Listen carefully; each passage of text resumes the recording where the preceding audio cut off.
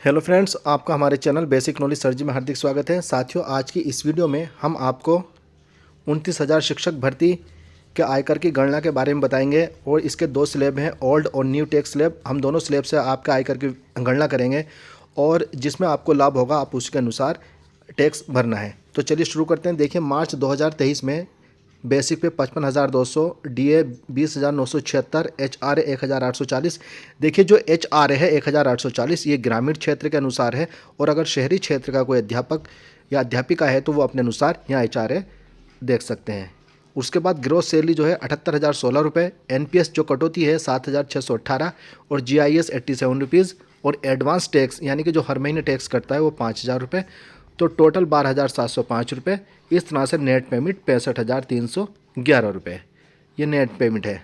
अब देखते हैं, अप्रैल 2023 में भी 65,311 और मई 2023 में बेसिक पे 55,200, डीए 23,184 और एचआरए 1,840, टोटल 80,224 रुपये, और एनपीएस 7,838 और जीआईएस 87 रुपीज़, एडवांस टैक्स 5,000 रुपये।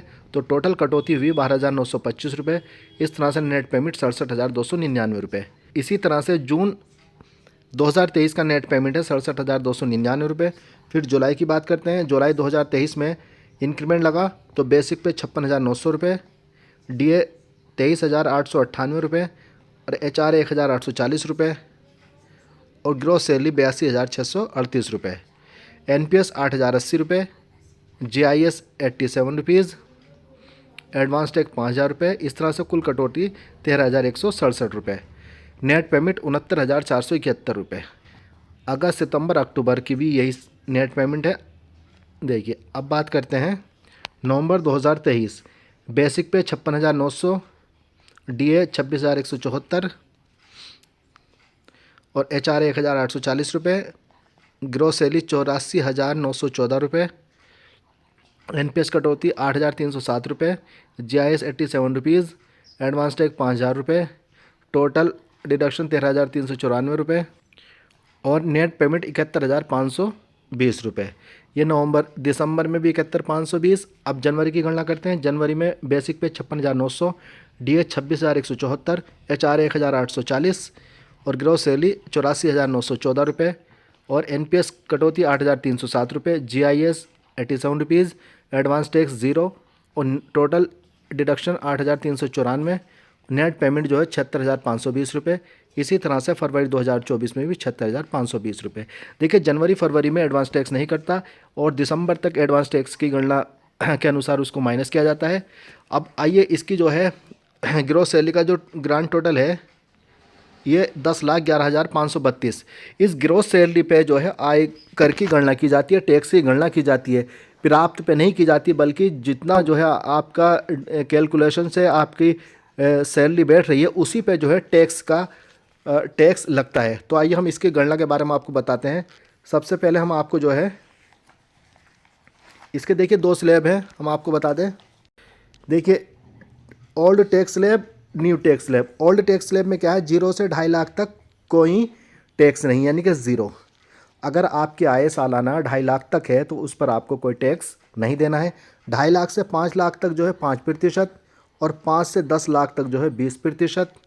और न्यू टैक्स स्लैब में क्या है, 0 से 3 लाख तक 0, 3 से 6 लाख तक 5%, 6 लाख से 9 लाख तक 10% और 9 लाख से 12 लाख तक 15%, 12 से 15 लाख तक 20%। तो सबसे पहले हम देखिए ओल्ड टैक्स के बारे में देखते हैं। देखिए, जैसा अभी हमने आपको बताया था कि ग्रोस सैलरी पे जो है आपको टैक्स निकालना है, कितना आपका टैक्स बैठेगा। तो देखिए, ग्रोस सैलरी जो है 10,11,532 रुपये। स्टैंडर्ड डिडक्शन, ये स्टैंडर्ड डिडक्शन 50,000 रुपये, आपका चाहे ओल्ड हो या न्यू हो ये माइनस होता है। इसकी जो है आपको छूट मिलती है 50,000 स्टैंडर्ड डिडक्शन की। तो ये 50,000 माइनस करने हैं, चाहे आपका ओल्ड है या न्यू है। फिलहाल हम ओल्ड की बात कर रहे हैं। देखिए, तो बैलेंस इनकम इसे इस माइनस कर दिया, बैलेंस जो है 9,61,532 रुपये। अब देखिए, टोटल डिडक्शन क्या होता है। टोटल डिडक्शन ये होता है, पुराने में जितना भी आप इन्वेस्ट करते हैं, चाहे बच्चे की ट्यूशन फीस हो, एलआईसी हो या पीपीएफ अकाउंट में है या एनपीएस में है, उसमें आपको जो है अगर आपकी एनपीएस कटौती हो रही है तो आप 2 लाख तक उसमें जो है छूट ले सकते हैं। यानी कि आपको 2 लाख रुपए का, जैसे कि हम आपको अभी ऊपर बताते हैं। देखिए, जैसे आपको ये दिख रहा है इधर जो है हमने चूँकि न्यू से भरा है इसलिए हमने कोई छूट नहीं मिली। फिलहाल ओल्ड में आपको जो है जैसे आपका ये NPS है, GIS है, इस तरह से आप PPF बाकी PPF में जमा कर सकते हैं, NSC ले सकते हैं, LIC, ट्यूशन फ़ी, इस तरह से आपका टोटल 2 लाख या 2 लाख से ज़्यादा भी होगा तो आपको 2 लाख तक की छूट उसमें मिलेगी।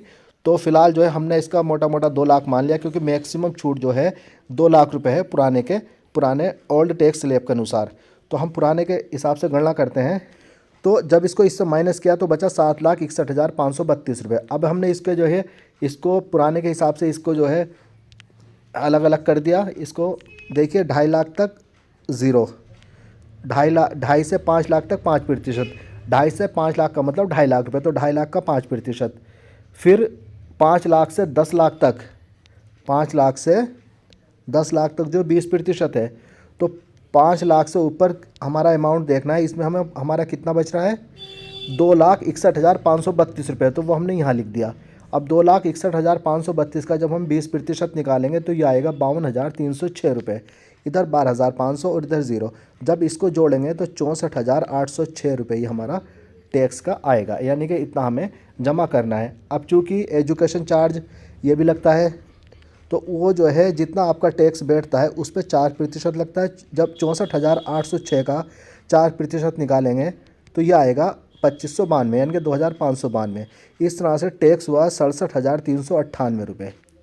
अब आपको मालूम होगा कि आपका एडवांस टैक्स जो हर माह सैलरी में से कटता है वो कितना है। तो हमने 50,000 ये मान लिया है, 5-5 हज़ार 10 महीने के हिसाब से। अगर आपके यहाँ कम या ज़्यादा होता तो आप उसके अनुसार यहाँ पे लिख सकते हैं। तो 67,398 से जब हमने 50,000 माइनस किया तो टैक्स पे 17,398, ये टैक्स हमें पेमेंट करना है, यानी कि 17,398। ये ओल्ड टैक्स स्लैब है। अब न्यू टैक्स स्लैब में देखते हैं क्या है। देखिए न्यू टैक्स स्लैब में जैसा हमने आपको बताया कि 0 से 3 लाख तक 0, फिर 5%, फिर 10%, फिर 9 से 12 15%, 12 से 15 तक 20%। तो आइए चलते हैं इसमें। देखिए ग्रॉस सैलरी 10,11,532 रुपये, स्टैंडर्ड डिडक्शन जो है 50,000 रुपये, तो बैलेंस इनकम जो है 9,61,532 रुपये। अब न्यू टैक्स स्लैब में जो है आपको कोई सेविंग, कोई बचत की छूट नहीं मिलेगी, वो आपको बिल्कुल ज़ीरो मानना पड़ेगा। आप चाहे इन्वेस्ट कर रहे हो या नहीं कर रहे हो, लेकिन अगर आप न्यू टैक्स स्लैब को लागू करते हो तो उसमें आपको कोई डिडक्शन नहीं मिलेगा। तो फिलहाल 9,61,532 रुपये पे हमें जो है टैक्स पे करना है, 9,61,532। अब इसको भी हमने अलग अलग कर लिया।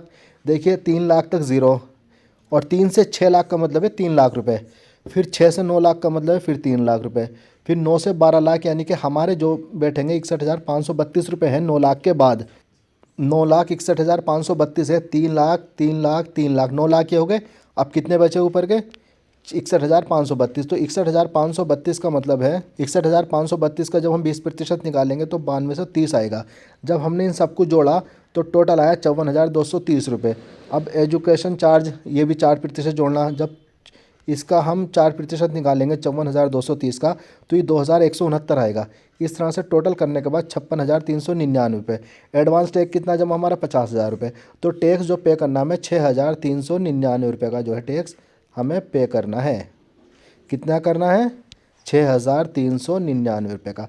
अब देखिए ओल्ड में जो है 17,398 रुपये, और वो भी तब है जब आप 2 लाख की सेविंग दिखाएंगे। ये जब जाके ये 17,398 आया। अगर आपकी सेविंग कम होगी तो ये फिर भी ज़्यादा आएगा और ज़्यादा आएगा। लेकिन वहीं न्यू टैक्स स्लैब में आपका कोई सेविंग नहीं दिखाई बिल्कुल भी, तो उसके हिसाब से आपका सिर्फ 6,399 रुपये, यानी कि उसके हिसाब से 56,399 रुपये, और इसमें 67,398 रुपये। तो मुझे उम्मीद है न्यू टैक्स स्लैब जो है आपके लिए ज़्यादा फ़ायदेमंद रहेगा। नए न्यू टैक्स स्लैब के अनुसार गणना की है। देखिए ग्रॉस सैलरी 10,11,532 रुपये, स्टैंडर्ड डिडक्शन 50,000, ये सभी का माइनस होगा, चाहे ओल्ड का हो या न्यू का हो। तो बैलेंस इनकम जो है 9,61,532 रुपये। अदर इनकम कुछ नहीं, टोटल डिडक्शन कुछ नहीं, क्योंकि इसमें कोई आपको छूट नहीं मिलेगी। न्यू टैक्स स्लैब में कोई छूट नहीं है, चाहे आप सेविंग कर रहे हो या नहीं कर रहे हो, इसमें कोई छूट नहीं है, इसलिए इसको नील करना पड़ेगा।